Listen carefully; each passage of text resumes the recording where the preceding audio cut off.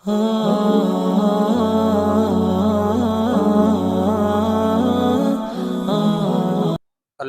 للہ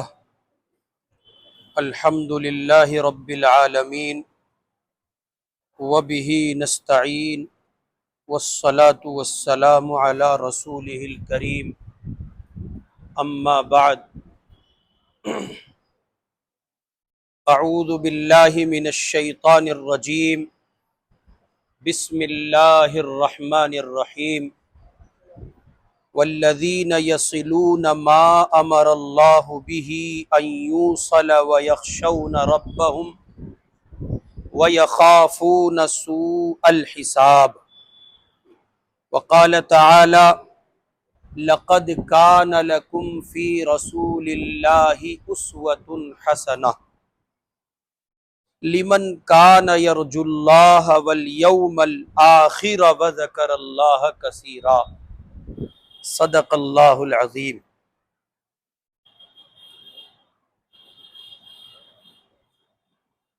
آج کی گفتگو کا عنوان ہے غیروں سے آن لائن، اپنوں سے آف لائن۔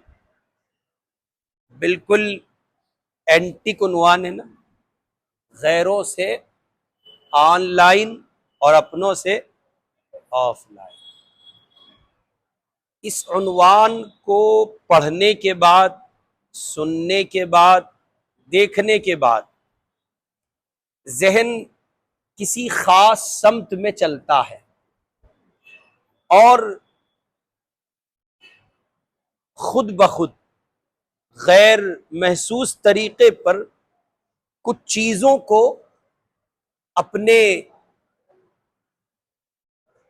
اپنی زمین پر تیار کر کے دیکھنا چاہتا ہے۔ وہ ذہن کسی عامی بندے کا ہو یا کسی پڑھے لکھے آدمی کا ہو۔ جب یہ بات یا یہ پیراگراف یا یہ عبارت یا یہ جملہ نقل کیا جائے گا کہ غیروں سے آن لائن، اپنوں سے، تو ایک تصویر ذہن میں آتی ہے۔ اس عنوان کو پڑھنے کے بعد آپ میں سے کسی کے ذہن میں وہ تصویر آئی؟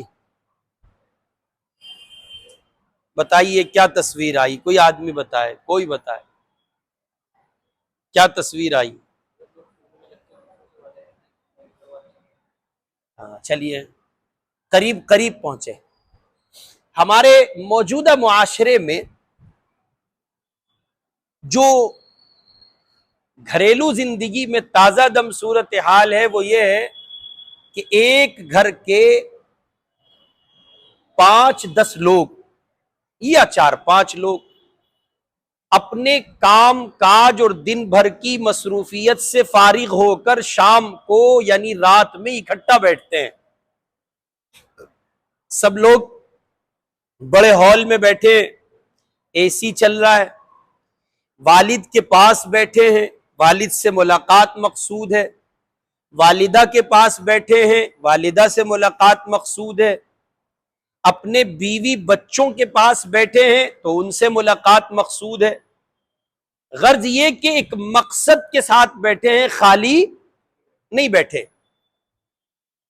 اس کے باوجود جو سچویشن بنتی ہے اور جو ماحول دیکھنے کو ملتا ہے وہ یہ ہے کہ وہ 10 کے 10 لوگ آن لائن ہیں، اپنے دوستوں کے ساتھ، سرکل کے ساتھ، متعلقین کے ساتھ، ملنے جلنے والوں کے ساتھ، اور وہ آف لائن ہیں ان رشتوں کے ساتھ جن کے ساتھ وہ بالقصد و ارادہ بیٹھے ہیں۔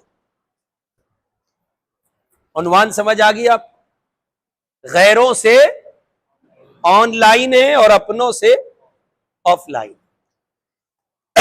ہمارے مدرسہ مظاہر علوم وقف سہارنپور کے ایک استاد ہیں، بڑا اچھا لکھتے ہیں، اللہ تعالیٰ ان کو بہترین جزائے خیر عطا فرمائے اور ان کے قلم میں اور جان پیدا کرے، اللہ کرے زور قلم اور زیادہ۔ مولانا ناصر الدین صاحب کے لیے مفتی ناصر الدین صاحب مظاہری بڑے آدمی ہیں. ان کا ایک مضمون گزشتہ دنوں ابھی 2-4 دن پہلے نظر سے گزرا. کاش کہ میں اور آپ اردو ادب سے واقف ہوں.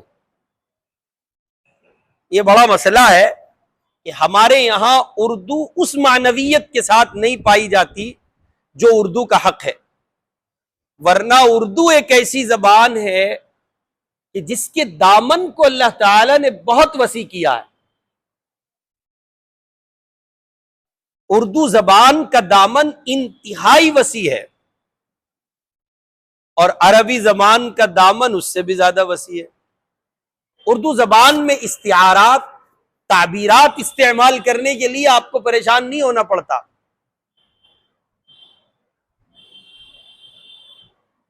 تو اردو ادب پر وہ اچھا لکھتے ہیں، ان کے مضامین آتے رہتے ہیں. تو ان کا ایک مضمون آیا، وہ یہ مضمون تھا غیروں سے آن لائن اور اپنوں سے. مجھے خیال ہوا کہ صلہ رحمی کو بنیاد بنا کر اس عنوان کی مناسبت سے بات کی جائے. یہ وہ مرض ہے جس میں ہم سب گرفتار ہیں، کیا عوام، کیا خواص، کیا پڑھے لکھے، کیا ان پڑھ، کیا مولوی صاحب، کیا غیر مولوی صاحب، پیر مرید سب انوالو ہیں اس مسئلے میں.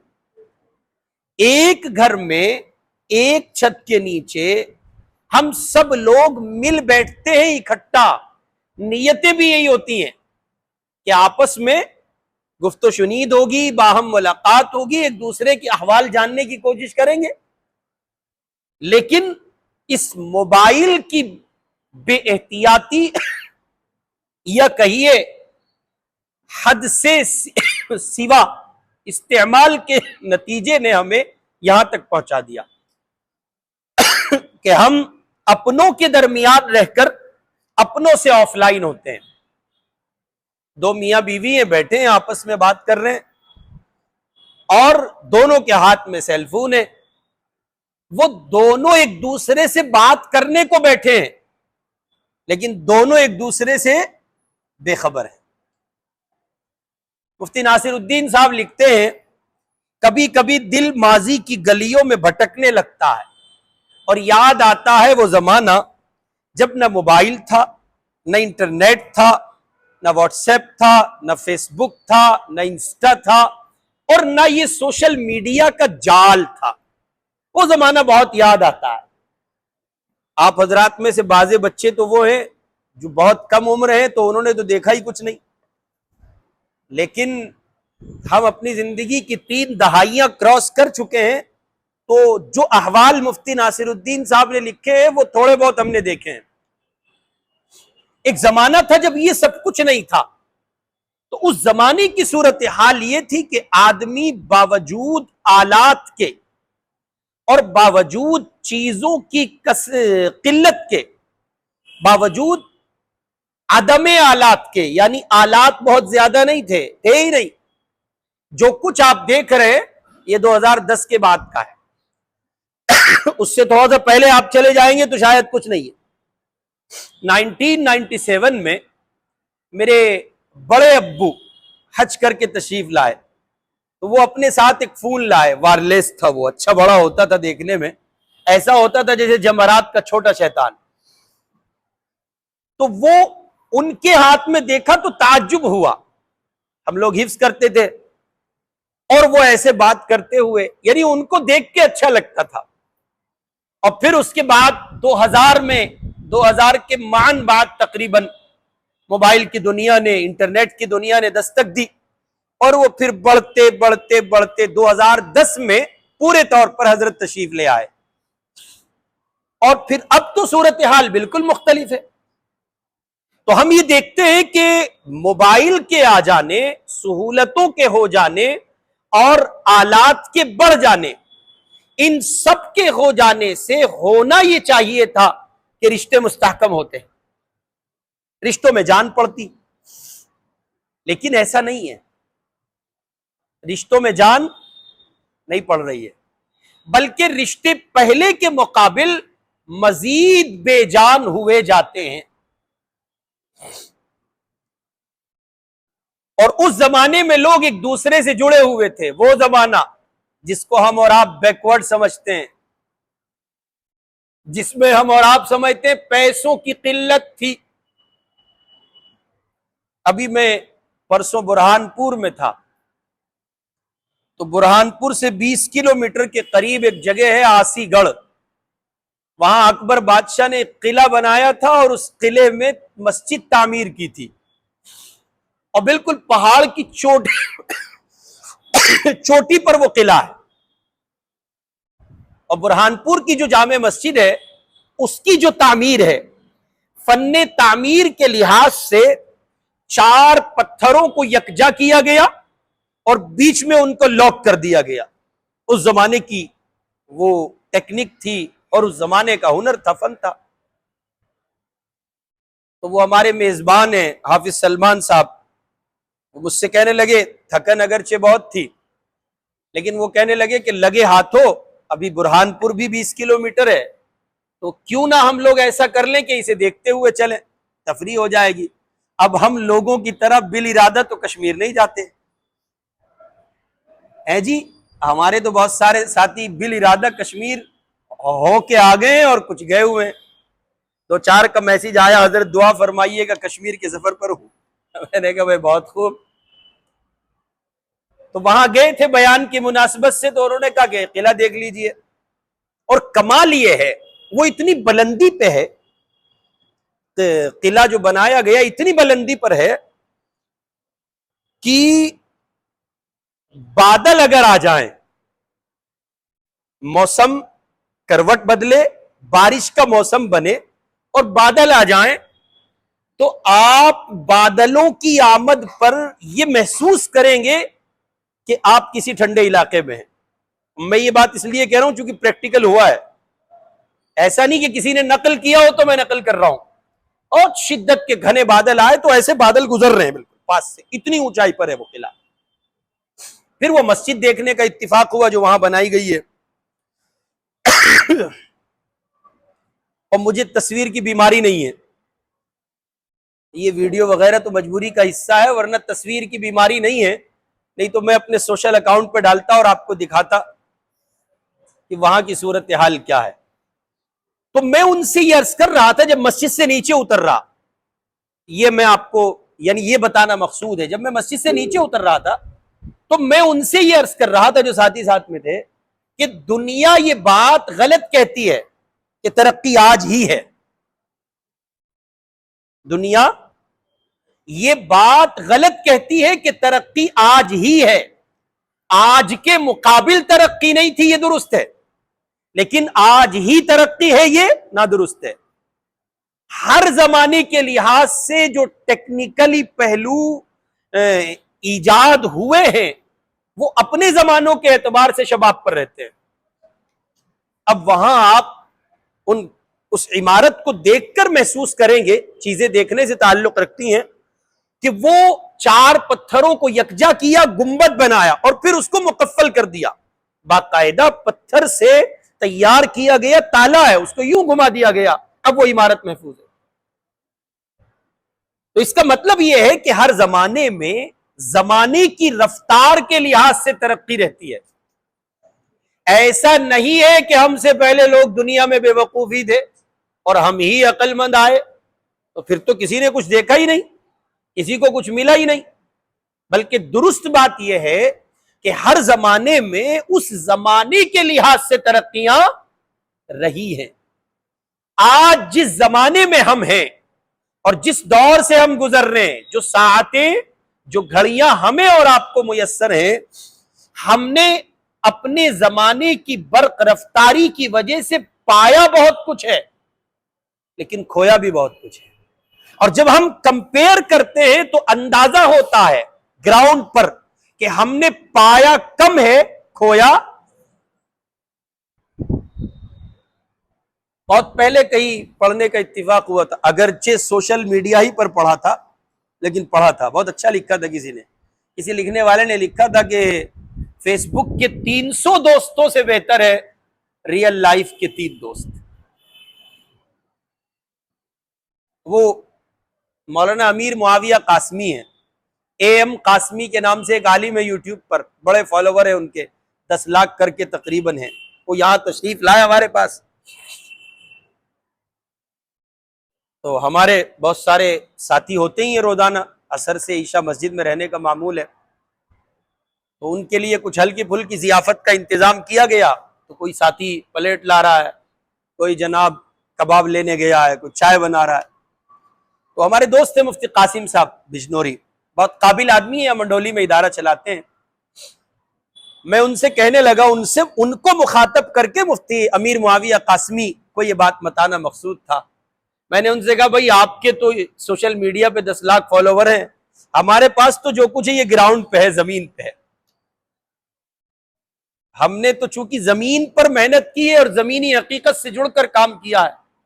اب 10 لاکھ فالوور ان کا کام وہ اپنی جگہ لائق عزت تعظیم و تکریم ہے، لیکن یاد رکھیے جب آپ گراؤنڈ پر ہیں اور مسائل سے دو چار ہیں تو فالوورز کام نہیں آتے. گراؤنڈ پہ کچھ چاہیے ہوتا ہے آپ کو، اور گراؤنڈ پر کچھ چاہنے کے لیے گراؤنڈ پر کام کرنا ضروری ہے، اور گراؤنڈ پر کام کرنے کے لیے اپنوں میں آف لائن رہنا ضروری ہے. اگر آپ اپنوں کے درمیان آن لائن ہیں تو آپ گراؤنڈ پر کام نہیں کر پائیں. مفتی ناصر الدین صاحب لکھتے ہیں کہ پہلے نہ موبائل تھا، نہ انٹرنیٹ تھا، نہ فیس بک تھی، نہ واٹس ایپ تھا، نہ سوشل میڈیا کا چلن اتنا زیادہ تھا، لیکن اس کے باوجود لوگ ایک دوسرے سے جڑے رہتے تھے. دلوں میں محبت تھی، رشتوں میں حرارت تھی اور ملاقاتوں میں برکت تھی. لوگ کئی کلومیٹر دور ڈاک خانے جاتے تھے، وہاں سے پوسٹ کارڈ خریدتے تھے، پھر کسی لکھنے والے سے لکھواتے تھے اور پڑھنے والے سے پڑھواتے تھے. سب لوگ پڑھے ہوئے نہیں ہوتے تھے، تو جن کو لکھنا آتا تھا ان کے پاس جاتے، پھر اپنے احساسات، اپنے جذبات، اپنی محبت کی ترجمانی کرتے اور کہتے یہ بھی لکھو، یہ بھی لکھو، یہ بھی لکھو.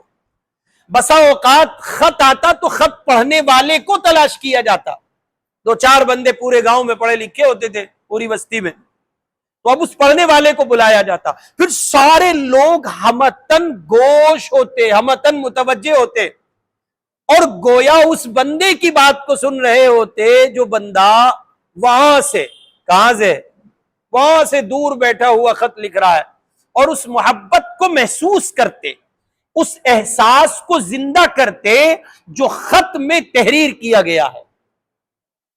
آج میں اور آپ بہت دیر نہیں لگتی ہے اس سب کے لیے، پھٹ سے فون اٹھایا اور ایک لمبا میسج ٹائپ کر دیا، لیکن وہ رنگت نہیں ہے، اس میں وہ جذبہ نہیں ہے، وہ محبت نہیں ہے، وہ چاشنی نہیں ہے. کیوں؟ آخر کیوں؟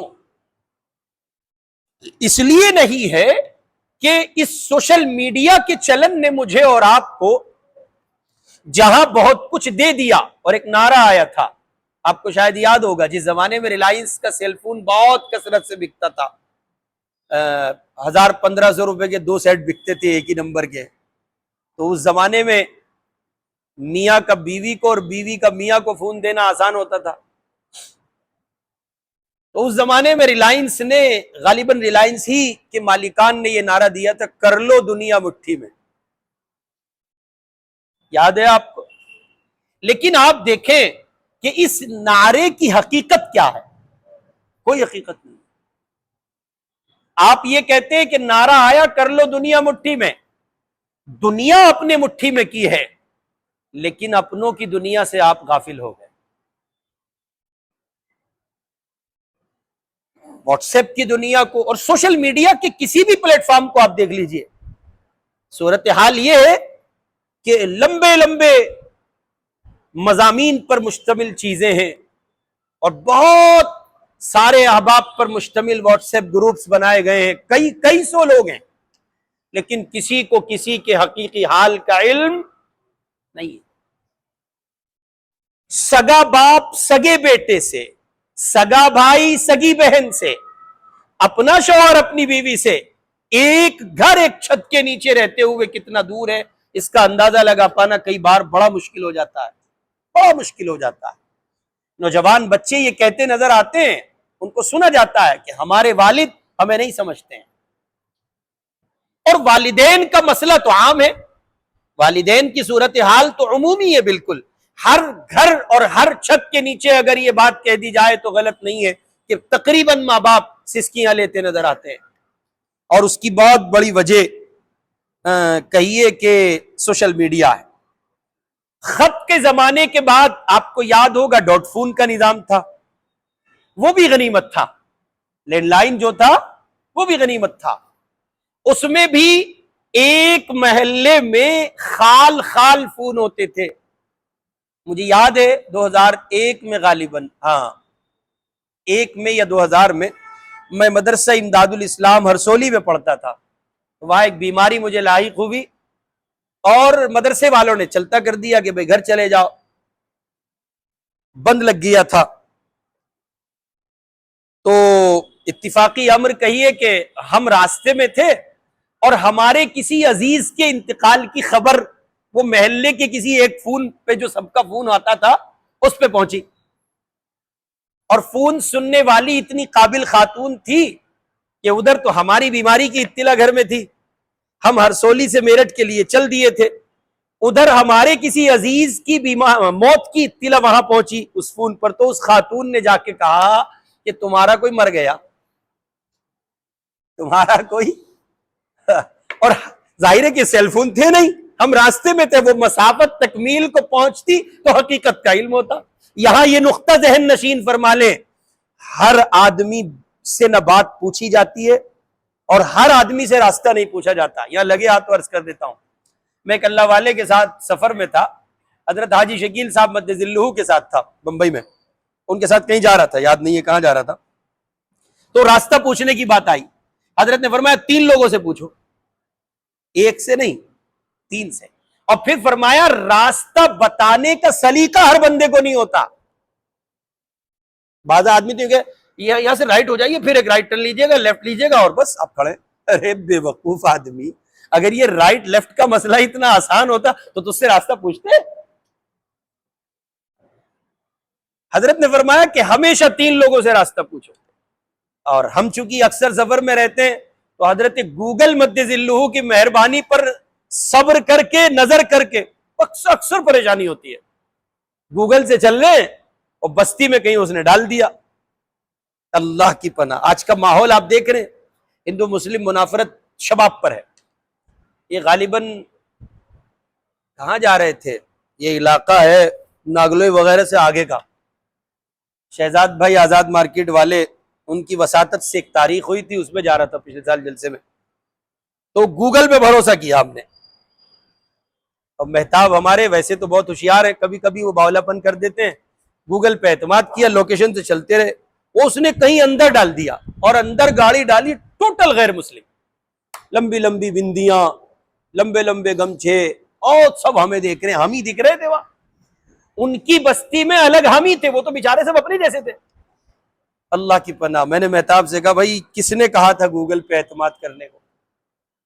اس لیے یہاں بھی، اور میں چونکہ سفر میں رہتا ہوں اکثر، تو یہ اس حوالے سے اکثر یہ بات مجھے محسوس ہوتی ہے، چبھتی ہے، کہ وہ جو طریقہ تھا وہ پرانا طریقہ، جسے ہم یہ سمجھتے ہیں یار دھکا دو، کہاں پوچھتے پھریں، لوکیشن لگا لو اور ودوان بن کے چل پڑتے ہیں، وہ طریقہ اس لوکیشن کے مقابلے زیادہ بہتر معلوم ہوتا ہے کئی بار، کہ صاحب کسی سے پوچھ لیجئے، کسی سے پوچھ لیجئے۔ تو ہمیں یہ لگتا ہے، اتفاقی امر کہیے کہ اس خاتون نے آ کے اطلاع دی اور میری والدہ بدحواس ہو گئی، اور ان کی معلومات میں تو یہی تھا نا کہ میرا بچہ بیمار ہے اور میرے والد بھی بہت گھبرائے۔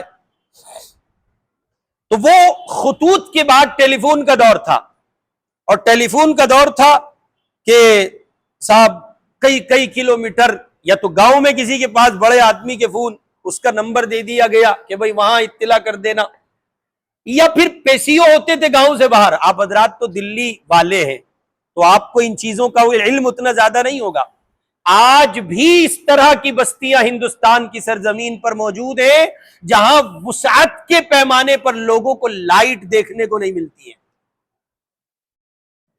یہ الگ بات ہے کہ ملک ترقی کر رہا ہے اور بہت کچھ ویسا ہے جیسے پہلے نہیں تھا، لیکن اس کے باوجود بھی ملک میں ایسے علاقے آپ کو دیکھنے کو ملیں گے کہ آپ محسوس کریں گے کہ انہوں نے کھل کر آزادی کے ساتھ لائٹ پتہ نہیں کب اور کہاں دیکھی ہوگی. تو وہ پی سی او کا زمانہ جب آیا، بلکہ ہمارے زمانے تک بھی تھا، ہم لوگ جب پڑھتے تو ایس ٹی ڈی لگی ہوتی تھی، کالنگ بوتھ ہوتے تھے، اور ایس ٹی ڈی پہ پھر وہ ٹوکن ڈالنے کا زمانہ بھی آیا. حج کے زمانے میں حجاج جاتے تھے تو وہاں بھی یہی صورت ہے، لمبی لائن ہوتی تھی. آپ اندازہ لگائیں، رشتے کی اہمیت کو سمجھیں. آپ کو کسی سے بات کرنی ہے اور اس کے لیے آپ نے ایک راستہ طے کیا ہے، صرف نظر اس کی وہ کتنا لمبا ہے، پھر آپ جا کر لائن میں لگیں، پھر آپ کا نمبر آیا ہے، اب آپ بات کر رہے ہیں. پھر آدمی فضول بات نہیں کرتا. یہ جو ہم لوگ کال ملا، اور سناؤ، گھروں میں بھابیاں بات کر رہی ہیں اپنے گھر پہ مائکے میں، اور باجی کیا بنایا تھا تم نے؟ وہ کیا بنایا پوری ڈش پوچھتی ہے، کیا کتنا ڈالا، کیوں؟ کالنگ فری ہے بھائی، شوہر نامدار کو بل بھرنا ہے، اس خاتون جنت کو تو کرنا ہی کچھ نہیں. اور آج کل جس طرح سے انٹرنیٹ کی سہولتیں دنیا میں پھیلی ہیں، تو اس سے یہ اندازہ ہوتا ہے کہ دنیا مٹھی میں نہیں آئی ہے، بلکہ جو کچھ مٹھی میں تھا وہ بھی نکل گیا ہے. دسترس میں تھے رشتے ہماری، قوت میں تھے رشتے ہماری پکڑ میں تھے، گرفت میں تھے. آج رشتے ہماری گرفت سے باہر ہیں. بوڑھے ماں باپ اپنے مکان کی بیٹھکوں، آنگنوں اور دالانوں میں اس طرح لیٹے ہوتے ہیں جیسے یہ کوئی راہگیر مسافر ہے، رات کاٹنے کے لیے آیا. یہ صورتحال ہے. اور اب جب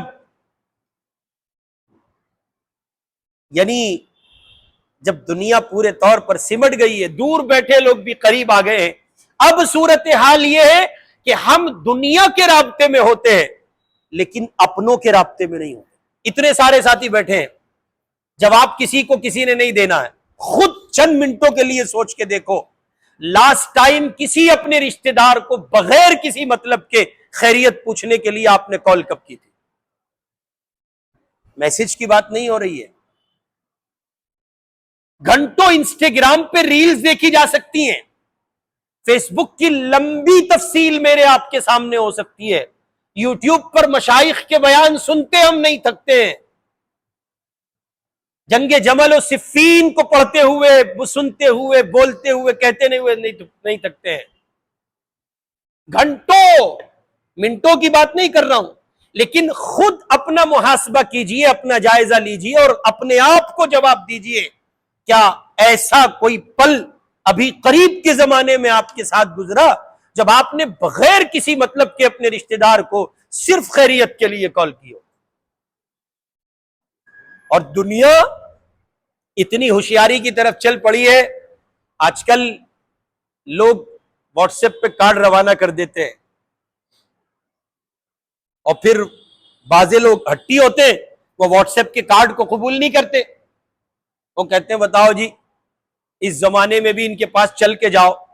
رشتے کا حق یہی ہے. ٹھیک ہے، آپ نے چلن میں یہ بات چلا لی ہے کہ جی واٹس ایپ پر مصروفیات کی وجہ سے بات جو ہے قبول ہو جائے گی، وہ ایک الگ پہلو ہے، باہم رضامندی سے جو ہو جائے. لیکن رشتے کا حق یہی تھا کہ آپ چل کے جاتے. اور اس زمانے میں جو شادیوں کی خوشیاں ہوں یا اور کسی موقع میں کوئی پارٹی سیلیبریٹ کرنی ہو، جو خوشیاں دو بالا ہوتی تھی وہ اب نہیں ہوتی ہیں. اب تو آئے اور گئے. میتوں میں تدفین کی جو صورتحال ہے اس سے اندازہ لگائیے آپ، بالکل لاسٹ مومنٹ پہ تم لے کے چلو میں قبرستان پہنچ جاؤں گا، احساس نہیں. پھر قبرستان میں سیل فون کا استعمال اور بڑھتا جا رہا ہے.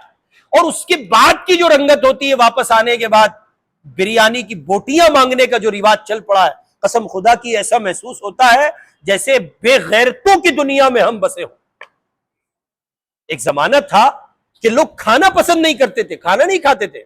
اگر مقامی بندہ ہے، مثال کے طور پہ آدمی پرانی دلی سے آیا ہے، نئی دلی میں انتقال ہوا ہے، تو آدمی کوشش کرتا تھا وہاں جا کے کھائے. جو لوگ آؤٹ آف دہلی سے ہیں وہ کھانا کھا لے وہ بھی بیچارے جھکی نظروں کے ساتھ کھاتے تھے جو باہر کے مہمان ہوتے تھے. یہاں پڑوس کا بندہ بلکہ گھر کا بندہ، گھر کا آدمی مطالبہ کرتا ہے کہ جی وہ ذرا سا یہ تو بتاؤ کھانے میں کیا بنا ہوا ہے. اور اتنی لذت کی بریانی شاید خوشی کے موقع میسر آتی ہو جیسے کسی کے مرنے پہ آتی ہے. اور مجھ سے بہت سارے ساتھی کہہ دیتے ہیں کہ تو اسی پر بولتا ہے. میں بلا وجہ نہیں بولتا ہوں، اللہ کی قسم ایسا لگنے لگا ہے، بلکہ لگتا ہے کہ ہم صرف کھانے کے لیے بنے ہیں. اور ہمارے یہاں دہلی میں تو رواج یہی ہے. اس لیے میں کہا کرتا ہوں برائے تفریح، دلی والوں سے ایک چوتھا سوال بھی ہوگا قبر میں. 3 تو ہونے ہی ہونے ہیں، وہ تو سارے مسلمانوں سے. چوتھا ہوگا کیا کیا کھایا، کرنٹ میں کیا کھا کے آئے، یہ بتاؤ. اتنا کھاتا ہے دلی کا مسلمان، کام ہی کوئی نہیں، کھانا کھانا کھانا. آپ حضرت خراب سے خراب تر کوئی شے کھانے کے نام پہ لے کے بیٹھ جائیے، اگر نہ وہ چل پڑے. آخری درجے میں آدمی کہے گا یار ٹیسٹ تو کر لے، اور وہ ہر دن کچھ نئے آ کے ٹیسٹ ہی کریں گے، اس کی دکان چل پڑے گی. کس قدر بے حسی ہے میرے آپ کے سماج میں، میری آپ کی زندگی میں، کہ محض اور پرسوں ہی کا قصہ بتا رہا ہوں. برہان پور میں کیا کھا رہے تھے، کچھ ناشتہ کر رہے تھے، کسی جگہ راستے میں تھے، ناشتہ کر رہے تھے. تو انہوں نے کہا وہ چلیا، گجرات میں قوم پائی جاتی ہے چلیا، ان کا کام یہ ہوتا ہے جو ہائی ویز پر بڑے بڑے ہوٹل کھولتے ہیں، وہ گجراتی چلیا مسلمان، آپ لوگ پتہ نہیں واقف ہیں یا نہیں. تو وہ بڑے بڑے ہوٹل کھولتے ہیں، اس میں سہولتیں ہوتی ہیں نماز کی، اور مقام کے لحاظ سے کھانے کا انتظام ہوتا ہے. تو جس ہوٹل پہ میزبان نے رکایا ناشتے کے لیے، وہاں کچھ نہیں تھا. یعنی وہ مسلمانوں والا کھانا جو ہوگا، کیا کہتے ہیں اسے، وہ نان ویج میں کچھ نہیں تھا، سارے ویجیٹیرین آئٹم تھے. تو میں ان سے بولا، میں نے کہا بھائی ان سے پوچھ لو آلو کا پراٹھا ہو تو. اب رات بھر کا جاگا ہوا، سویرے رات میں کھانا کھا لیا، 3:30 بجے ایئرپورٹ کے لیے نکل گیا. بڑے مسائل ہوتے ہیں. تو وہ کہنے لگے ہاں وہ مل جائے گا. تو بیٹھے بیٹھے میزبان، جو لوگ میزبان تھے ان میں سے ایک نے کہا وہ آپ کے یہاں، آپ کی دلی کے قریب مولانا ایک سکھدیو بھی تو ہے، برہان پور کی بات کر رہا ہوں. تو میں لقمہ میرے ہاتھ میں تھا، میں کچھ دیر کے لیے ٹھہرا. میں نے کہا آپ گئے وہاں، کہ وہاں پون گھنٹے میں نمبر آتا ہے، پراٹھا اتنا اچھا ہوتا ہے، پون گھنٹے میں نمبر آتا ہے. تو میں نے ان سے پھر قصہ جاننے کی کوشش کی، وجہ کیا رہی. تو انہوں نے کہا ایسے ہی، بس ایسے ہی، کوئی کام نہیں. اور مجھے تو بس ایسے ہی چائے پینے والے شیوا ڈھابے پہ ملے، بس ایسے ہی. میں سنبھل کے علاقے میں کہیں بیان کرنے گیا تھا، رات میں لوٹ رہا تھا، ہمارے محلے کے لڑکے انشاءاللہ مسجد کے آس پاس کے، میں نے دیکھا السلام علیکم، اور میں دیکھا تو میں نے سوچا یہ آگے جا رہے ہوں گے کہیں، اس لیے بیچارے رک گئے. آگے کہیں کا سفر ہے، رک گئے، سمجھ میں آتا ہے. میں نے کہا بھائی یہاں کیسے؟ میں امام صاحب چائے پینے آئے تھے. تمہارا ناس ہو جا، اللہ کے بندو چائے پینے آئے، اتنی رات گئے. تو میں نے پھر دوبارہ پوچھا اپنے قوت حافظہ کے لیے، کوئی اور کام نہیں تھا؟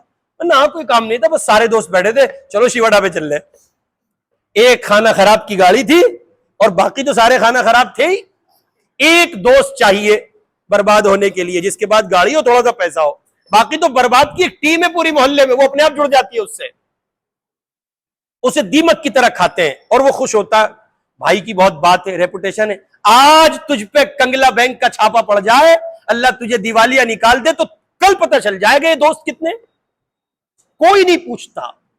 میری نظر میں بہت ہے ایسے لوگ جن کو اللہ تعالیٰ نے چاندنی سے نوازا تھا، پیسہ تھا اور ان کا گلشن آباد تھا، جھرمٹ تھا ان کے پاس دوستوں کا، 24 گھنٹے خیریت پوچھنے والے، مال لانے والے، چیزیں لانے والے، بات کرنے والے، حال چال پوچھنے والے. اور پھر نظروں کے سامنے وہ لوگ کاروبار سے ٹوٹے، دیوالیہ نکلا، اور آج ان کی کنڈیشن یہ ہے کہ وہ تنہا گھومتے ہیں، کوئی نہیں پوچھتا.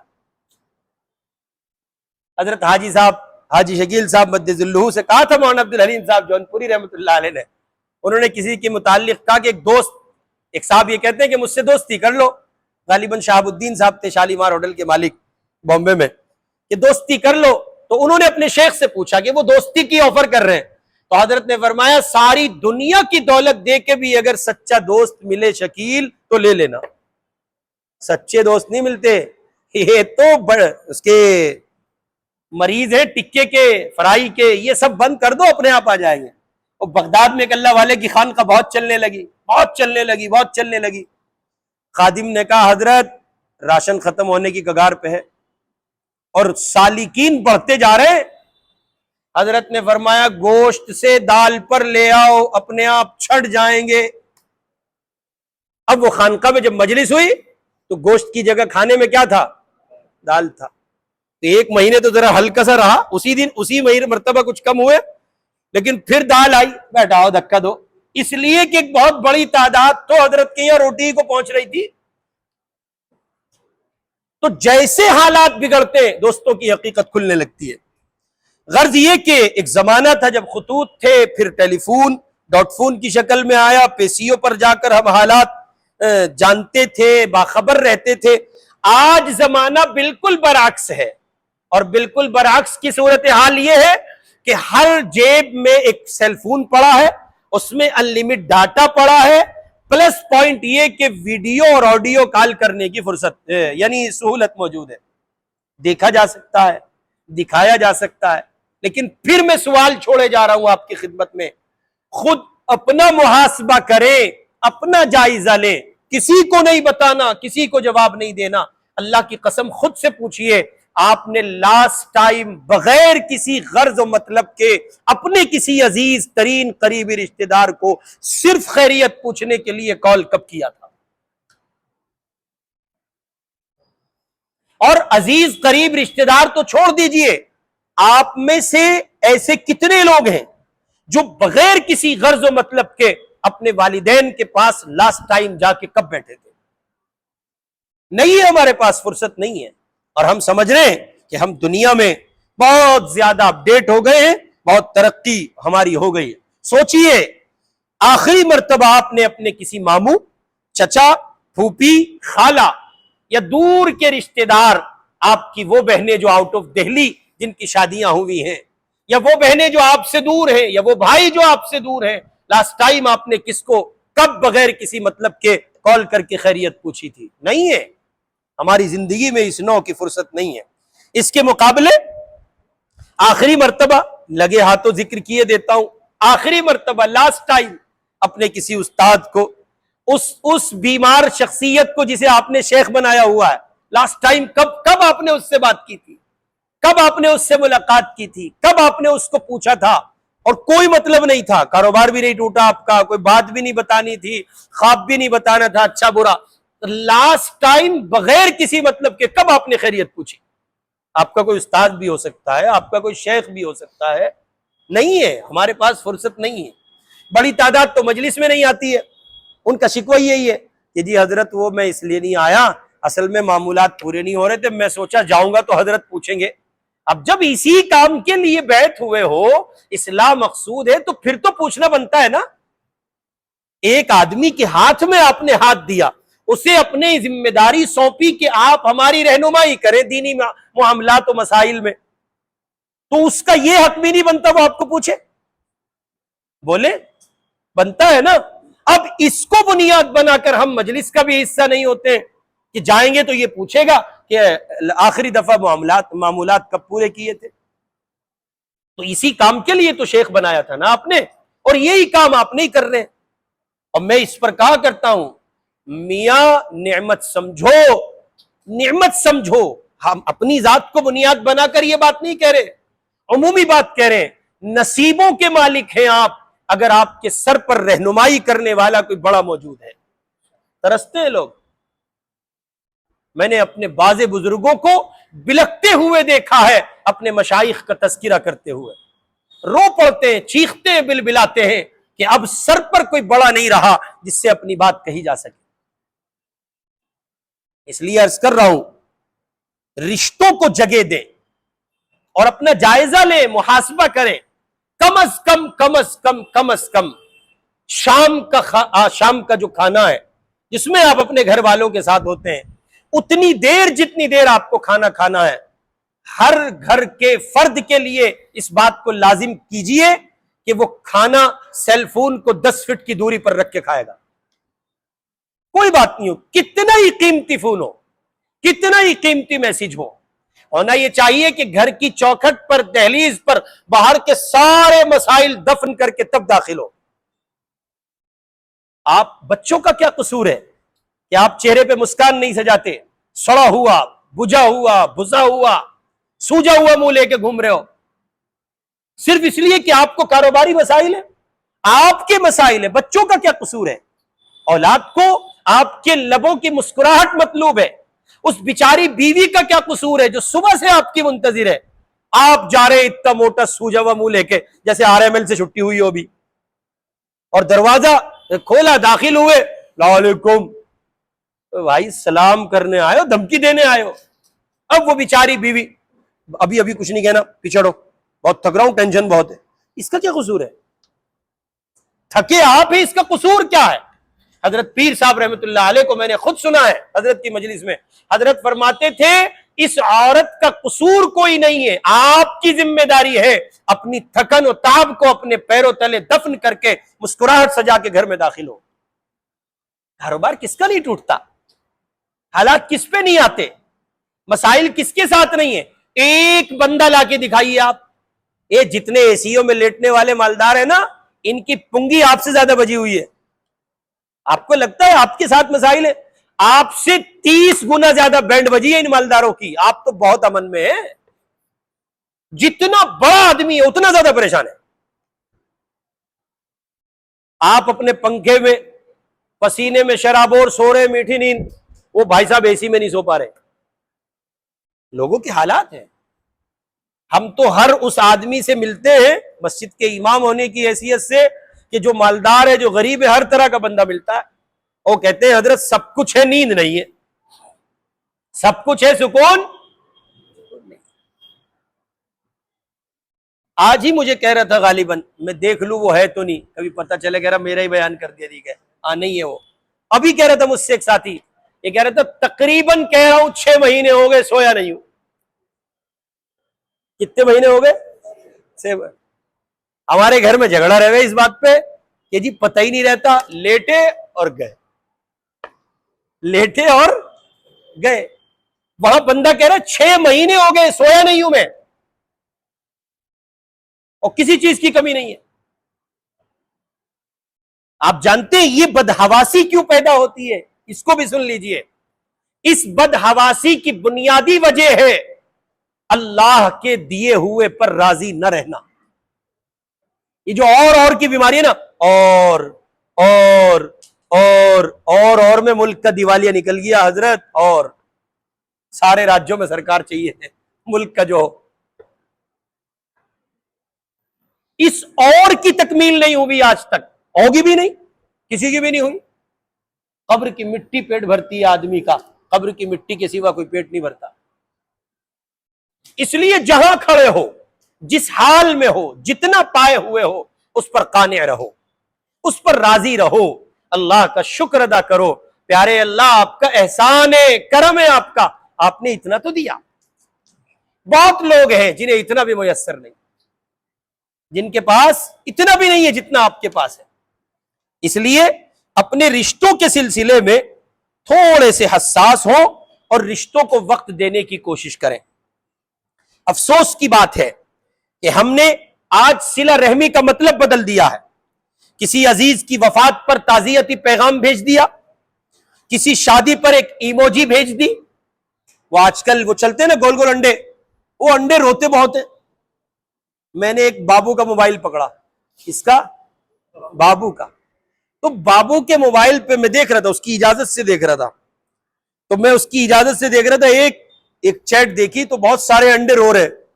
اس وقت تک مجھے اس ایموجی کا اتنا زیادہ سب معلومات نہیں تھی، تو میں نے کہا بھئی یہ انڈے ہیں، یہ کیا ہے، آنسو کیسے نکل رہے ہیں؟ اس نے کہا حضرت یہ علامت ہوتی ہے اس بات کی کہ میں رو رہا ہوں۔ تو میں نے کہا تم تو رو نہیں رہے تھے۔ کہ ہاں رو تو نہیں رہا تھا، لیکن سامنے والے کو، اور سامنے والا بھی اتنا بڑبک ہے 2026 میں، وہ بیبی یہ سمجھتی ہے کہ بابو رو رہا ہے، حالانکہ بابو ہنس رہا ہوتا ہے، دھوکہ دے رہا ہے بابو۔ اور ادھر چھوٹا بابو کیا سمجھ رہا ہے؟ وہ سمجھ رہا ہے رو رہا ہے۔ کوئی نہیں روتا، کوئی نہیں روتا۔ اتنے سیریس مت ہوا کرو، مزاج بناؤ وہ جو مجدد نکاح کہتے ہیں علامہ طارق مسعود، اسلام میں نکاح سے پہلے کچھ نہیں ہے، ڈائریکٹ نکاح ہے۔ بعض لوگ بہت سیریس ہو کہتے ہیں حضرت میری محبت بہت سچی ہے، اتنی سچی ہے جتنا تو، اتنی سچی ہے حضرت میں نے آج تک نظر بھر کے نہیں دیکھا، تال نہیں بیٹھی۔ کس نے کہا؟ حضرت چھونا بہت دور ہے، تال نہیں بیٹھی، تال نہیں بیٹھی۔ حضرت عارفی رحمت اللہ علیہ کبھی کبھی کہا کرتے تھے کہ ہم لوگوں کو جو گناہ ہماری زندگی کا حصہ نہیں ہوتے وہ اس لیے نہیں کہ ہم نے کیے نہیں، اس لیے نہیں کہ ہمیں موقع نہیں مل سکا۔ یہ حال ہے ہمارا اور آپ کا، اللہ ہم سب کی حفاظت فرما دے۔ تو وہ شادی کے موقع پر ایک ایموجی بھیج دی۔ اچھا براڈ کاسٹ کی دنیا آباد ہے آج کل، وہ بہت سارے لوگ ایڈ ہوتے ہیں۔ ایک لمبے زمانے تک تو یہ دھوکہ رہا، ہمیں بھی رہا، یار یہ آدمی کتنے اہتمام سے پابندی سے میسج بھیجتا ہے، ہمیں یاد رکھتا ہے۔ پتہ چلا وہ ایک سسٹم ہے کہ ایک ہی وقت میں بہت سارے لوگوں کو پہنچ جاتا ہے۔ وارے دنیا تو نے جب بنایا ماموں بنایا، کوئی حقیقت نہیں ہے۔ یہ سوشل دنیا ہے جس پر میں اور آپ اندھا بھروسہ کیے بیٹھے ہیں، اور آج بھی اللہ کے بہت سارے بندے ایسے جنہیں یہ پتہ نہیں ہے کہ وہ براڈ کاسٹ کی جو لسٹ ہوتی ہے اس میں سب کو یکبارگی میں پیغام پہنچتا ہے۔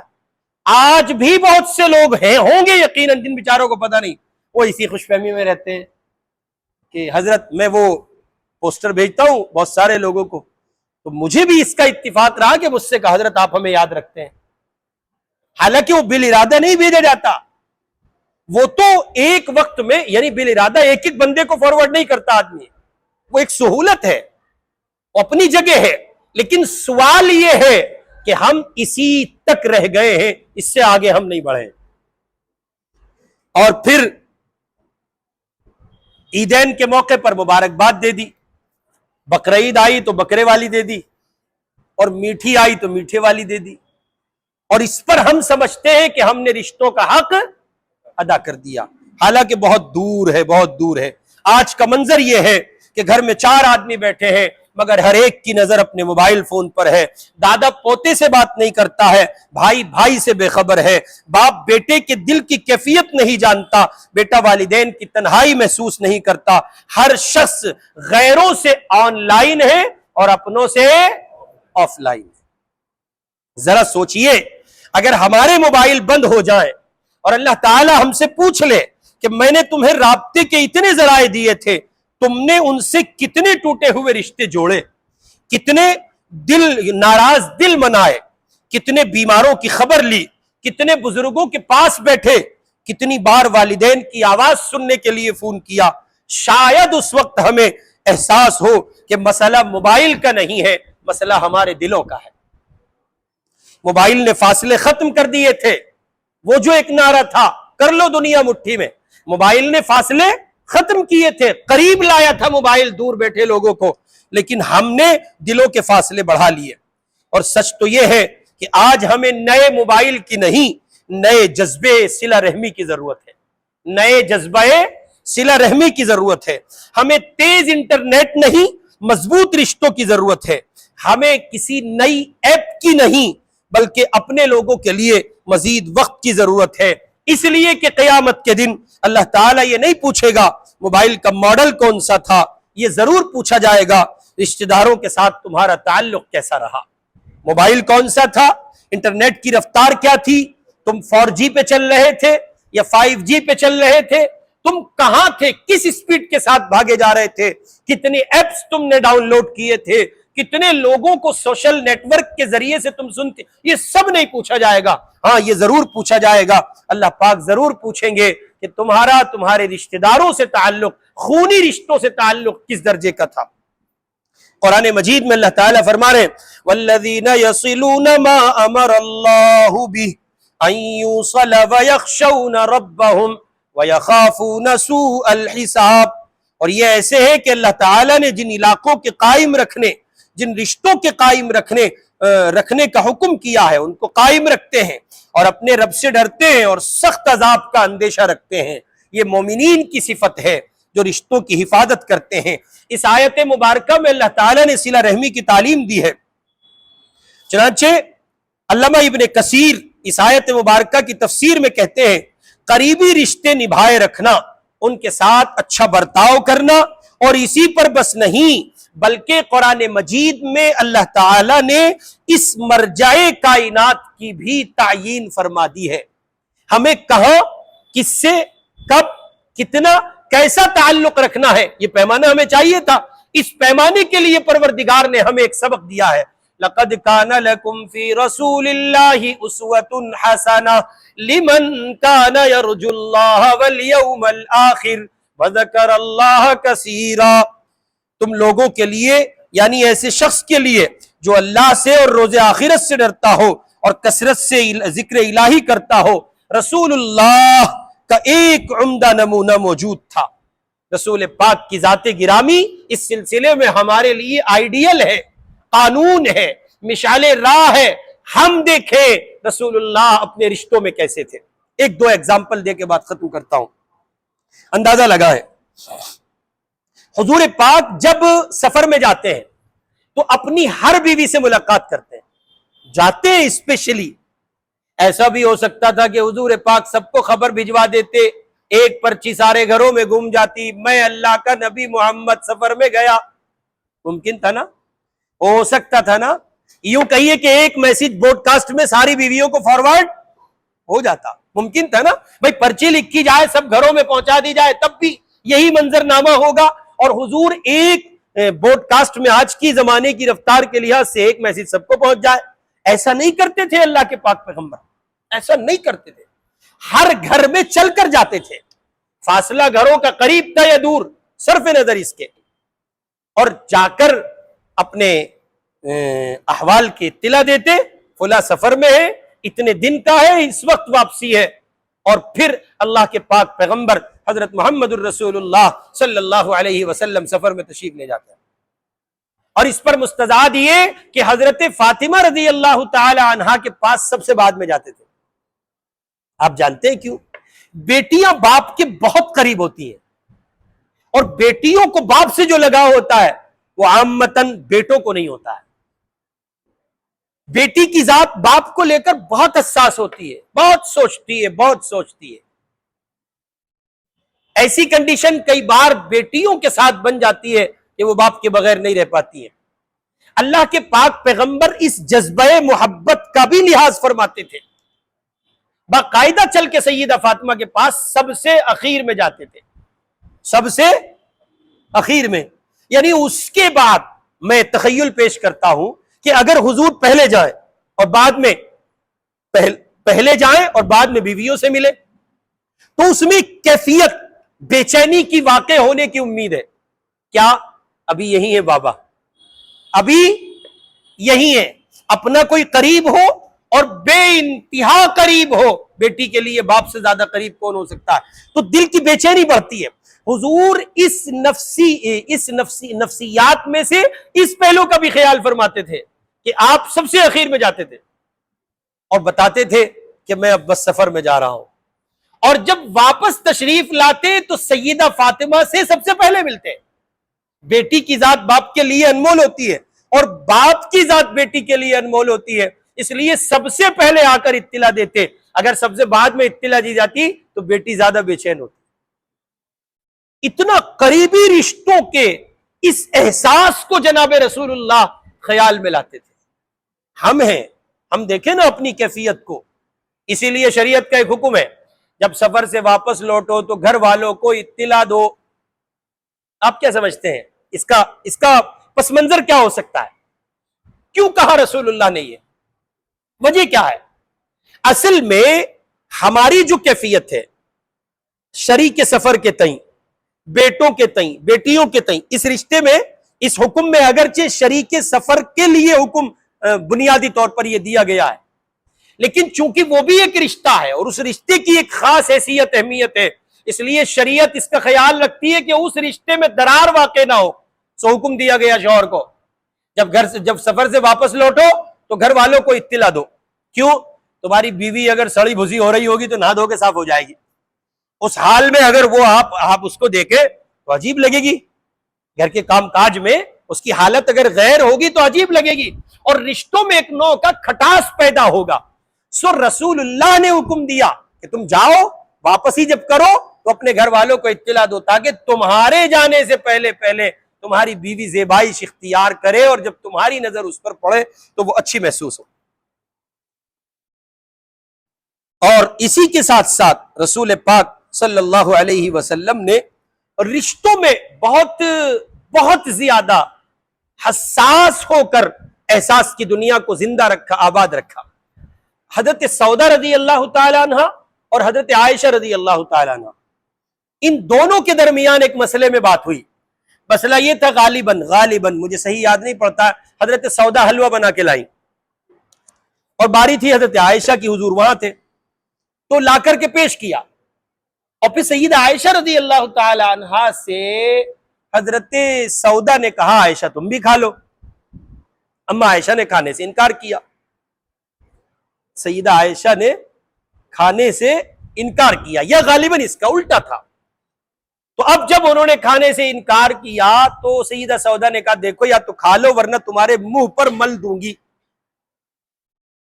تمہارے منہ پر، یہ نبی کی موجودگی میں ہو رہا ہے۔ کہاں ہیں قاری صاحب، کہاں ہیں امیر صاحب، چلہ لگا کے آپے سے باہر ہو جاتے ہیں، کہاں ہیں مفتی صاحب، کہاں ہیں مولانا صاحب؟ آپ دیکھیں میں عرض کیا کرتا ہوں، جس چیز کا پیٹ جس چیز سے بھرنا خدا نے لکھا ہے اسی سے بھرو گے تو بھرا جائے گا، نہیں بھرے گا، باقی نہیں بھرے گا۔ گاڑی پیٹرول سے چلتی ہے، پیٹرول لاؤ، وہ نہ حضرت نے وظیفہ بتا رکھا، دم کر رکھا، نہ چلنے کی، تو بھی ٹھکے گا حضرت بھی ٹھکیں گے، اصول کے خلاف جا رہا، ترتیب سے ہٹ کے بات کر رہا ہے بھائی، نہیں چلنے کی۔ وہ ایک کے ساتھ ہوا تھا جی اللہ والے فلا اللہ والے، وہ تھے اور وہ تھا، تو نہیں ہے وہ۔ اور یہ خدا کی سنت سے ہٹ کر ہے، سنت پر چلتی ہیں چیزیں، اللہ کی قدرت کا امتحان نہیں لیا جاتا۔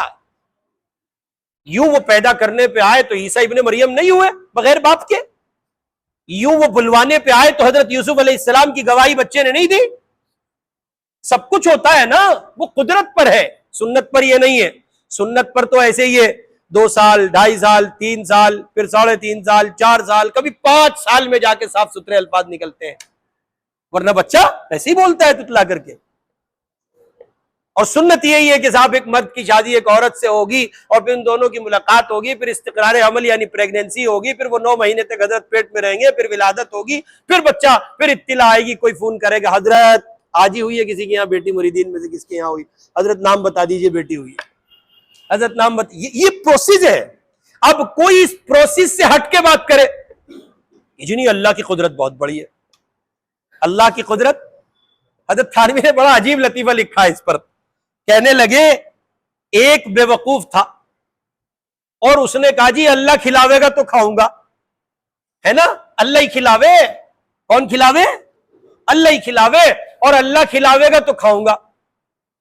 اس کی ماں نے بتیری خوش آمد کری، کھا لے نہ، اللہ کھلاوے گا تو کھاؤں گا، اللہ کھلاوے گا تو کھاؤں گا۔ ماں نے کہا ٹھیک ہے، روٹ کے گھر سے چلا گیا، باہر ذرا کچھ دوری پر کھیت تھا اور کھیت میں ایک کنواں تھا، اس کی منڈیر پہ جا بیٹھا۔ 1 دن گزرا، 2 دن گزرے، ادھر سے اتفاق سے ڈاکوؤں کی ایک ٹولی گزر رہی تھی اور اس کے پاس ٹفن رکھا تھا، انہیں بھوک لگ رہی تھی، انہیں بھوک لگ رہی تھی تو کہنے لگے لو بھائی، اس نے اپنی موت کو دعوت دی، یہاں بیٹھا، مرنے کو بھی بیٹھا، روٹی دینے کو بھی بیٹھا، چلو کھانا تو یہاں ملے گا۔ تو وہ اس کا ٹفن کھولا، ایک دم وہ جو بڑے بھائی تھے نا، بھائی لوگ کے بھی تو بھائی ہوتے نا، چھوٹے چھوٹے پنٹر، یہ فالتو قوم جو ہوتی ہے دوسروں کی روٹی دم پہ روٹی توڑنے والی، بھائیوں کے چھوٹے چھوٹے بھائی ہوتے ہیں، پنٹر کہہ لیجئے ان کو۔ تو ان میں سے ایک پنٹر بولا اپنے ڈان سے، بھائی سے، او بھائی صاحب ابھی مت کھانا، ہو سکے زہر ہو اس میں۔ کہا ٹھیک ہے۔ اب یہ اس کا علاج ہے جو اندھا یقین تھا۔ اندھا یقین کیا ہے؟ اللہ کھلاوے گا تو کھاؤں گا۔ تو اس نے کہا، بندوق کی بٹ ہاتھ میں لے گئے، کہا روٹی کھا۔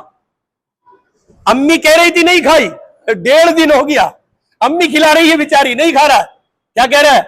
اللہ کھلاوے گا تو اللہ ہی دے گا جی، کاروبار تو اللہ ہی دے، پیسے بے شک اللہ دیتے ہیں، لیکن اللہ ایسے نہیں دیتے کہ ایک دم آوے گا کہیں سے تیرے مکان کی چھت پھٹے گی اور سارا پیسہ تیرے پاس، ایسے نہیں ہوتا۔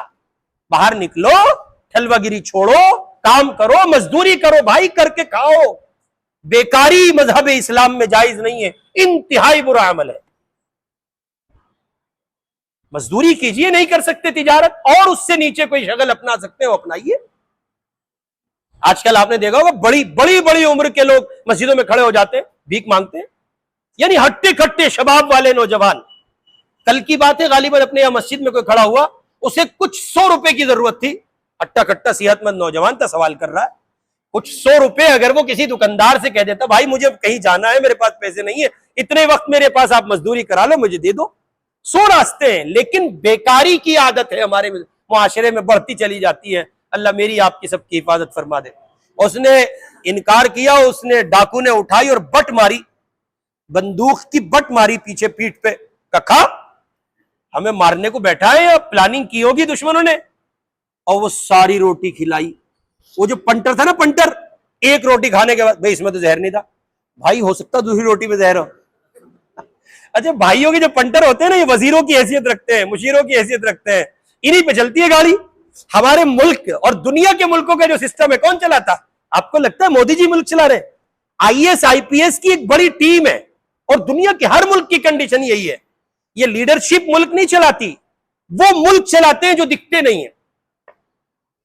तो ऐसे ये भाइयों के जो छोटे छोटे भैया होते हैं ना, पंटर, वो हो सकता दूसरी रोटी में जहर हो भाई, हो सकता तीसरी में हो। उन्होंने कहा तो सारी यही खावेगा। वो 5-7 रोटी थी जो भी थी, उसमें बजाया और खिलाया। अब वो बजते बजते खाया उसने, और फिर खाली टिफिन लेके दिखाई मत दे जाइयो, चल अब हमारे लिए घर से खाना बनवा के ला। तो उसकी मां ने कहा कि भैया वो खाना तो जो था कि अम्मी डाकू है और बाहर खड़े हैं और उनके लिए खाना बनाओ। कि अच्छा वो जो खाना था कि वो तो सारा मैंने खाया। कि तू तो यूं कह रहा था अल्लाह खिलावेगा। कि हाँ, जो डायरेक्ट अल्लाह से खाने की चावे, अल्लाह अपने नुमाइंदे भेज के खिलावे। कौन किसे भेजे? अल्लाह। वो नुमाइंदे थे, खुदा ही के भेजे हुए थे वो। कि एक बेवकूफ अंधा तवक्कुल करके बैठ गया है, जाओ जाके उसका दिमाग ठीक करो।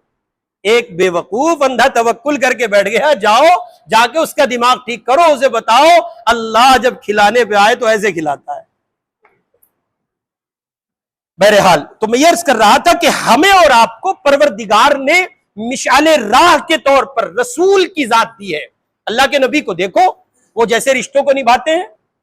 तो सैयदा सौदा रदी अल्लाह ताला अन्हा ने कहा कि आयशा मैं तुम्हारे चेहरे पे मल दूंगी। नबी बैठे, नबी से ज्यादा तकवे वाला कोई हो सकता है? नबी से ज्यादा पाकबाज और अफीफ कोई हो सकता है? किसी का ईमान नबी से ज्यादा पक्का हो सकता? और नबियों में इमामुन नबी हजरत सौदा ने लिया और वो हजरत आयशा के चेहरे पर मल दिया। हुजूर की मौजूदगी में हुआ है। और फिर एक मौका रहा ऐसा, मुझे वाकई में कंफ्यूजिंग है कि पहले किसकी तरफ से ये मामला पेश आया था। फिर एक मौका रहा ऐसा, गालिबन सैयदा आयशा रदी अल्लाह ताला अन्हा को या सैयदा सौदा रदी अल्लाह ताला अन्हा को हुजूर ने पकड़ा और दोनों हाथ उनके पकड़े, और दूसरी बीवी ने आपकी उनके चेहरे पर वो हलवा मला। फिर हुजूर ने ये बात फरमाई कि तुम्हारी उस बारी का ये बदला है। अब आप इसे कहो जी, बाजे बाजे जिन्हें तकवे का लकवा होता है ना, वो यहां भी निकालेंगे, बताओ जी हलवा खराब कर रहे थे। बाजे होते हैं, तकवे की बीमारी होती है उन्हें, हैजा, ओवर तकवा चल रहा होता है उनका तकवा ओवर होता है, और बताओ जी हलवा खराब कर रहे थे। यहां देखने का पहलू यह है कि जज्बे सिला रहमी और रिश्ते का एहसास, उसको बेदार करना रसूलुल्लाह सल्लल्लाहु अलैहि वसल्लम का मकसूद था। इसीलिए आप अपनी बीवियों के दरमियान मुसावात का ये पहलू कायम फरमाते थे कि जब कभी सफर में जाते तो और अंदाजी होती। अब ये मसला हमारे आपके लिए तो है ही नहीं, आपके लिए तो है ही नहीं बिलखुसूस कि साहब और अंदाजी डाली जाए। वो तो एक का मसला ही नहीं हल हो पा रहा है, तो दूसरे की आदमी कहां सोचेगा। बहरहाल आगे बढ़ते हैं। रसूल पाक अलैहिस्सलातु वस्सलाम ने सिला रहमी की तालीमात में रिश्तों को लेकर बिलखुसूस एक बात अल्लाह के पाक पैगंबर ने कही, और वो ये, आप अलैहिस्सलाम ने सिला रहमी की अहमियत को उजागर करते हुए कहा, कभी सिला रहमी और दीन इस्लाम के दरमियान एक मजबूत ताल्लुक बतलाकर आप अलैहिस्सलातु वस्सलाम ने बात इरशाद फरमाई। अम्मा आयशा कहती हैं, वो रिवायत करती हैं, कहती हैं रहम, रहम यानी रिश्तेदारी अर्श से लटकी हुई है, और वो ये कहती है जिसने मुझे जोड़ दिया अल्लाह उसको जोड़ देगा, जिसने मुझे जोड़ दिया अल्लाह उसको जोड़ देगा, और जिसने मुझे तोड़ दिया اللہ رب العزت اسے توڑ دے گا۔ اس لیے اگر آپ کی اپنے رشتوں میں بنی ہوئی نہیں ہے تو خدا را رشتوں کو زندہ کیجئے اور اس احساس کو اپنے اندر زندہ رکھنے کی کوشش کیجئے کہ کوئی آپ کا اپنا ہے جسے آپ کی شدید ضرورت ہے۔ صلہ رحمی کے ثمرات رسول اللہ کی تعلیمات کے تناظر میں ذرا دیکھیں، ذخیرہ احادیث میں حضور نے صلہ رحمی کے فائدے بہت سے مواقع پر بہت سے انداز سے ارشاد فرمائے۔ ایک جگہ فرمایا کہ رزق کی فراخی کا سبب ہے صلہ رحمی، رشتہ داروں کو نبھانا رزق کا بڑھانا۔ کہیں عمر دراز ہونے کا فلسفہ اللہ کے پاک پیغمبر نے ارشاد فرمایا، رشتوں کو نبھاؤ گے اللہ لمبی عمر دے گا۔ کہیں رشتہ داروں کی باہمی محبتوں کی زیادتی کا سبب، کہیں رحمتوں کے نزول کا وسیلہ، کہیں جہنم جیسے عذاب سے خلاصی کا ذریعہ، یہاں تک کہ جہنم جیسی عظیم نعمت کے جنت جیسی عظیم نعمت کے حصول کا سبب قرار دیا۔ اور اللہ کے پاک پیغمبر نے عملاً اس طرح کی چیزوں کو باقاعدہ عملاً پریکٹیکلی طور پہ امت کے سامنے پیش کیا۔ مثلاً جعرانہ ایک جگہ ہے جہاں سے لوگ عمرے کا احرام باندھتے ہیں۔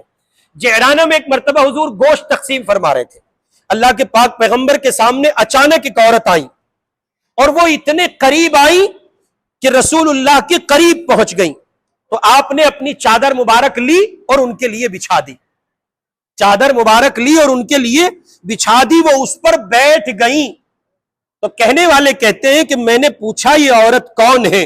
رسول اللہ نے بتایا، تو بتانے والے نے ان کو بتایا یہ رسول اللہ کی وہ ماں ہے جن کا آپ نے دودھ نوش فرمایا، یعنی یہ آپ کی رضاعی ماں ہے۔ اور ایک موقع پر تو ایسا رہا ہے کہ غالباً حنین کا موقع ہے، یہ کسی اور جنگ کا موقع ہے، جب کچھ قیدی قید کر کے لائے گئے اور ان میں وہ بھی تھیں سیدہ حلیمہ سعدیہ کی بیٹی حضرت شیمہ رضی اللہ تعالیٰ عنہ، بعد میں ایمان لائی وہ بھی تھیں۔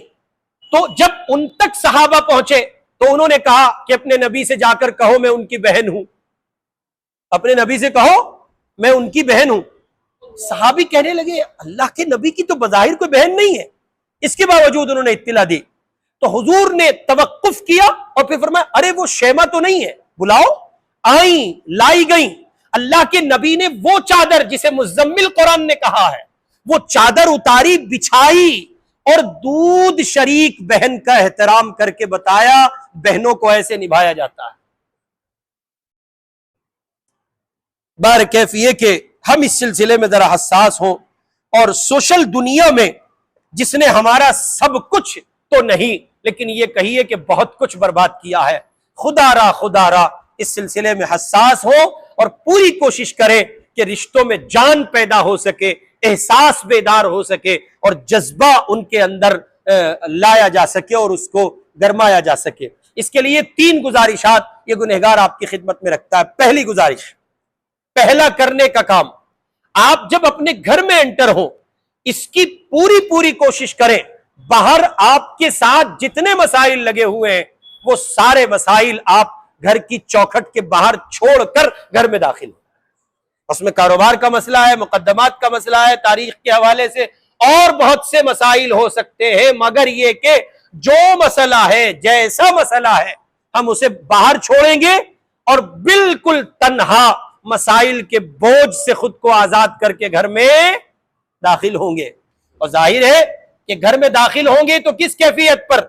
چہرہ اترا ہوا نہیں، سوجا ہوا نہیں، چڑھا ہوا نہیں، بلکہ نارمل چہرے کے ساتھ وَلَا تُسَعِّرْ خَدَّكَ لِلنَّاسِ، اس کی تفسیر بنتے ہوئے اس انداز پر کہ چہرے پہ مسکراہٹ ہو۔ مسکرانا مستقل ایک نیکی ہے، مسکراہٹ مستقل ایک عظیم نیکی ہے۔ سو ہم گھر میں اس طرح داخل ہوں گے کہ ہمارے چہرے پر اثرات کاروباری اور باہر کے مشاغل کے نظر نہیں آنے چاہیے۔ نمبر 2، اگر آپ کر سکتے ہو تو کریں اور ضرور کریں، یہ انتہائی اہم قدم ہوگا۔ اگر آپ اس کو کرنے میں کامیاب ہوتے ہیں تو ضرور اس کی کوشش کریں۔ آپ ہیں، آپ کی بیوی ہے، آپ کی بہنیں ہیں، آپ کے بھائی ہیں، آپ کے والدین ہیں، ایک جگہ بنائیے جہاں اتنی دیر کے لیے جتنی دیر شام کا کھانا آپ لوگ ساتھ میں کھاتے ہیں۔ اگر ایسا نہیں ہے آپ کے گھروں میں تو اس کو کوشش کیجیے اور ایسا کرنے کی کوشش کیجیے۔ اور یہ تب بھی ممکن ہے جب چولہے سب کے الگ ہو، سب کی بنو الگ ہو، سب کی روٹیاں الگ ہوں، سب کے چولہے الگ ہوں، سب کا کھان پان الگ ہو۔ کیا سب لوگ اپنے اپنے کھانے لے کر ایک دسترخوان پہ نہیں کھا سکتے؟ ایک وقت کا کھانا، بھائی آپ کا یہی تو مطالبہ ہو سکتا ہے مجھے بابو کے ساتھ کھانا ہے، تو ایک وقت کا کھانا بابو کے ساتھ کھا لیجئے، خوب لقمے کھلائیے ایک دوسرے کو، کون انکار کرتا ہے؟ لیکن وہ بوڑھا سایہ جس کی جوانی کے سائے میں پل کر بڑھ کر آپ جوان ہوئے ہیں، اسے بھی آپ کی ضرورت ہے۔ ایک وقت کا کھانا ضرور اپنے ماں باپ کے ساتھ کھائیے، اجتماعیت کے ساتھ کھائیے، کوشش کیجئے کہ تمام گھروں کی ڈش ایک دسترخوان پر جمع ہو اور سب لوگ کھائیں۔ لیکن اگر آپ ایسا نہیں کر پاتے اور انفرادی طور پر کھا رہے ہیں، اور جن گھروں میں ایسا ہے لائق مبارکباد ہے، ہم یہ کہتے ہیں چولہے الگ ہو، سب کے راشن الگ ہو، سب کا کھان پان الگ ہو، اس کے باوجود بھی اکٹھا رہا جا سکتا ہے۔ مثال ہے اس کی ہمارے سامنے سیرت میں موجود ہے۔ حضور نے ایک نکاح فرمایا اور نکاح کے بعد اعلان ہوا کہ ولیمہ ہوگا۔ ولیمے میں رسول اللہ نے کہا کہ میرا کھانا نہیں ہوگا، صرف دسترخوان ہوگا اور کھانا آپ سب اپنا اپنا لے کر آئے۔ حضور کا ولیمہ ہے، اللہ کے پاک پیغمبر کے صحابہ آئے، اپنا اپنا ایک دسترخوان پہ مل بیٹھ کے کھایا گیا، اور حضور نے نکاح کی آسانی میں اس نوع کا ولیمہ بھی پیش فرمایا۔ ولیمہ مشکل ہے آسان ہے؟ تو کیا ہم اپنے گھر میں اس کو نہیں کر سکتے؟ ٹھیک ہے الگ الگ ہے، لیکن اگر یہ کہ ایسا آپ کے یہاں ممکن نہیں ہے تو یہ دوسرا امر جو میں نے عرض کرنے جا رہا ہوں وہ یہ کہ جب آپ کھانا کھائیں ساتھ میں، اتنی دیر کے لیے آپ اپنے سیل فون کو 10 فٹ کی دوری پر اپنے آپ سے رکھیں۔ موبائل فون کتنا ہی قیمتی فون ہو، نہیں، بالکل نہیں، قطعاً نہیں، کوئی گنجائش نہیں۔ بیگم کو آپ سے کچھ کہنا ہے اور آپ کو بیگم سے کچھ کہنا ہے۔ بچوں کو آپ کو بہت آزاد ماحول میں کھانا کھانا چاہیے۔ پتہ چلا ابو بیٹھے، کھانا کھایا جا رہا ہے، بچہ بیچارہ لقمہ ہاتھ میں لیے ہوئے بابا سے بات کرنا چاہتا ہے، بابا اتنا بڑا پجاری بنا ہوا ہے مندر کا بابا، اس کے بعد فرصت ہی نہیں ہے، وہ اسی میں لگا ہوا ہے کہ رام مندر میں چوری کیسے ہو گئی۔ حد ہو گئی بھائی، کیسے بابا ہو گئے، کیسے پاپا ہو گئے، کیسے باپ ہو گئے ہم؟ حد درجے افسوس کی بات ہے۔ پوری کوشش کرنی چاہیے، اللہ مجھے آپ کو سب کو عمل کی توفیق دے کہ اتنی دیر جتنی دیر کھانا کھایا جا رہا ہے سیل فون اٹھائیں گے، 10 فٹ کی دوری پر رکھیں گے اور ساری دنیا سے ہٹ کٹ کے بچوں کے ساتھ ہو جائیں گے، ساری دنیا سے ہٹ کٹ کے بچوں کے ساتھ ہو جائیں گے۔ لوگ کہتے ہیں جی گھریلو زندگی میں، خانگی زندگی میں مسائل نہیں سلجھتے، مسائل کے سلجھانے کے طریقوں پر سلجھتے ہیں۔ جب آپ کے پاس اتنی فرصت ہی نہیں ہے کہ آپ 10 منٹ 20 منٹ 50 منٹ دے سکیں، اور ہمارا حال اس سلسلے میں بالکل ایسے ہے جیسے زمانے جاہلیت میں کفار مکہ۔ ایک دیہاتی حضور کی خدمت میں آیا اور کہنے لگا اللہ کے پاک پیغمبر سے، آپ بچوں کو بوسہ دیتے ہیں؟ میں نے تو کبھی کسی بچے کو اپنے بوسہ نہیں دیا۔ حضور نے اس پر فرمایا تمہارے دل سے خدا نے رحم نکال دیا ہے تو میں کیا کروں؟ ہمارے یہاں ایسے پنڈت جی مسلمان دیکھنے کو مل جاتے، نہیں میں بچوں کو ہاتھ میں نہیں اٹھاتا۔ ہو آپ اتنے بڑے پیدا ہوئے تھے، بچے ہاتھ میں نہیں لیتا؟ مجھے بڑا عجیب لگتا ہے۔ کیسا عجیب لگتا ہے؟ نبی کی ذات بچوں سے فرینک ہوتی ہے۔ ہمارے یہاں مسجدوں میں متقی ہوتے ہیں، ایک نمبر کے سوئے ہوئے متقی بڈھے، خسڑ ہو جاتے ہیں، عقل مر جاتی ہے، بچوں کو مار دیتے ہیں، اور یوں کہتے ہیں اوپر سے چیخ کے شور مچا کے، کہتے ہیں وہ کہ شور کر رہے، تم کیا کر رہے ہو مسجد میں؟ ایک ترک دانا کا قول ہے، سنو، ایک بڑے عقل مند ترکی نے کہا تھا کہ لوگوں اگر تمہارے بچے مسجد میں نہیں ہیں تو تمہارا فیوچر مسجد میں نہیں ہے، اور اگر تمہارے بچے مسجد میں ہیں تو تمہارا فیوچر مسجد میں ہے۔ اور میں بچوں کی بات کر رہا ہوں 5 سال پلس۔ کبھی آپ دودھ پیتے عبداللہ کو اٹھا لاؤ، اس کی بات تو ہو ہی نہیں رہی، بات ہی ان کی ہو رہی ہے جو شعور پا چکے ہیں، 5 سال کے، 6 سال کے، 7 سال کے بچے۔ اور 7 سال کے بچے کو لے کر یہ بھی سن لیجئے، اسے مارنے، ڈانٹنے، ڈپٹنے کا حق نہیں ہے آپ کو، اس لیے کہ شریعت 7 سال کی عمر میں نماز کی تاکید کرتی ہے، تو اس کا مسجد میں آنا رائٹ ہے، بنتا ہے اس کا مسجد میں آنا۔ ہماری مسجدوں میں بوڑھے ہوتے ہیں بیچارے، نمازیں پڑھتے پڑھتے متھا کالا پڑ گیا، صفے گھس دی، مصلے پھاڑ دیے، اس کے باوجود یہ شعور ان کو حاصل نہیں ہوتا ہے، بچوں کو پکڑتے ہیں، ایسا مارتے ہیں کھینچ کے۔ یہ میرا بیٹا ہے بڑا عاقل سلمہ ہو، میں اپنی خالہ کے یہاں گیا ہوا تو سالوں پہلی بات ہے، 17 سال کا ہو رہا ہے وہ، تو آپ یہ سمجھیے کہ وہ بالکل 2-3 سال کا رہا ہوگا، 3-4 سال کا تھا۔ اور ہم اپنی خالہ کے یہاں گاؤں میں چلے گئے, وہاں بڑے میاں نے ایسے مارا کمر میں کھینچ کے, بچے کی کمر پہ ساری انگلیوں کے نشان, اور ہم بول نہیں سکے کچھ, وہاں ہمارے والد موجود تھے, غصہ تو بہت آیا لیکن پی گئے. تو میں نے خود کو نارمل کیا, والد نے نارمل کیا, اور پھر ہم نے ان سے پوچھا, میں نے کہا چاچا آپ نے مارا, شور کر رہا ہے, اسے تو پتہ ہی نہیں شور کس چیز کا نام ہوتا ہے. آپ دیکھیں ہم کتنے بیک فٹ پر جا چکے ہیں. ہم 4 سال کے بچے سے 14 سال کے بچے کی سنجیدگی چاہتے ہیں, 14 سال والے سے 40 سال کی سنجیدگی چاہتے ہیں. ممکن نہیں ہے. آپ وہ مانگ رہے ہیں جو ہے ہی نہیں, اللہ کھلاوے گا. آپ وہ مانگ رہے ہیں جو ہے ہی نہیں, کون کھلاوے گا؟ تو اس لیے عرض کر رہا ہوں کہ دوسرا بنیادی کام یہ کریں کہ اپنے گھروں میں بیٹھے کھانے پر تو سیل فون کو کتنی دور رکھیں گے. اور یہ اصول آج جا کے بیگم کو بتا دیجئے گا جو بیگم والے ہیں, کہ بھئی یہ سن کے آیا ہوں اور اس پر عمل کریں گے انشاءاللہ. اور جو بیگم والے نہیں وہ در و دیوار دیکھیں, قسمت پر ناز کریں اپنی کہ ان کی بیگم نہیں.